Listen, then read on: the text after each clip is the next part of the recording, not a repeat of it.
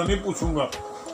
تو سمدانی صاحب نے کہا باجوہ صاحب آپ مجھے ہمیں پھنسا رہے ہیں، جتنا آپ کا قد لمبا ہے اتنی آپ لمبی جرا کرتے ہیں، دوسرے کو ہوں پہ اتنی جرا کی ہے اور اس پہ کہتے ہیں کہ 3 سوال کروں گا۔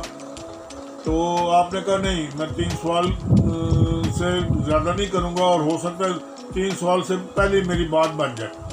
خیر مرزا جو تھا وہ آیا، چیف جسٹس کی کورٹ میں عدالت لگی۔ عدالت کیا تھی، وہ تو ایک موچے دروازے کا جلسہ بنا ہوا تھا، لوگ ختم نبوت کے نعرے لگا رہے تھے، رسول پاک صلی اللہ علیہ وسلم کے نعرے لگا رہے تھے، اور یا اللہ یا رسول کے نعرے لگا رہے تھے۔ باہر مرزا آیا تو آ کے کہنے لگا جج صاحب میں دل کا مریض ہوں، تو مجھے ایسے کہے کہ بیٹھ کر گواہی دینے کی اجازت دی جائے۔ مرزا صاحب نے سمدانی صاحب نے باجوہ صاحب سے پوچھا، باجوہ صاحب گواہ بیٹھنے کی اجازت مانگ رہا ہے۔ تو آپ نے پھر بھی جواب دیا کہ اگر گواہ بیٹھ جائے تو مجھے اور کیا چاہیے، میں تو کیس جیت گیا۔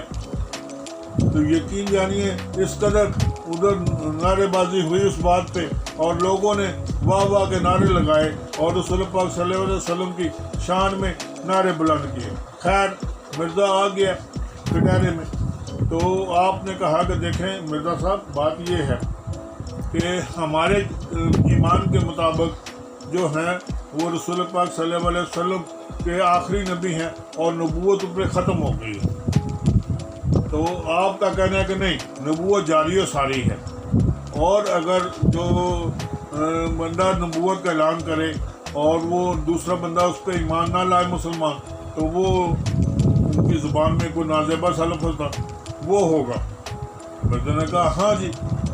تو انہوں نے کہا کہ یہ تو کہتے ہو کہ رسول پاک صلی اللہ علیہ وسلم کے بعد نبی آ سکتا ہے، نعوذ باللہ نعوذ باللہ نعوذ باللہ، لیکن یہ بتائیں کہ آیا مرزے کے بعد کوئی نبی آ سکتا ہے؟ تو یقین جانیں کہ مرزے کے چہرے کی جو ایک سرخی تھی وہ ایک دم پلاہٹ میں بدل گئی، ہونٹوں پہ پڑپڑی جم گئی، زبان ہونٹوں پہ پھیرنے لگا، اور اپنے وہ چھوٹے سے تھرمس سے نکال کر، شاید اب کیا تھا اس میں نہیں کچھ کہہ سکتا، باہر وہ 2 گھونٹ پیے، 1 منٹ 2 منٹ 3 منٹ۔ سمدانی صاحب کہنے لگے مرزا صاحب جواب دیں، قوم آپ کے جواب کا انتظار کر رہی ہے۔ تو مرزا کہنے لگا کہ نہیں، میں اس سوال کا جواب بغیر اسٹڈی کے نہیں دے سکتا۔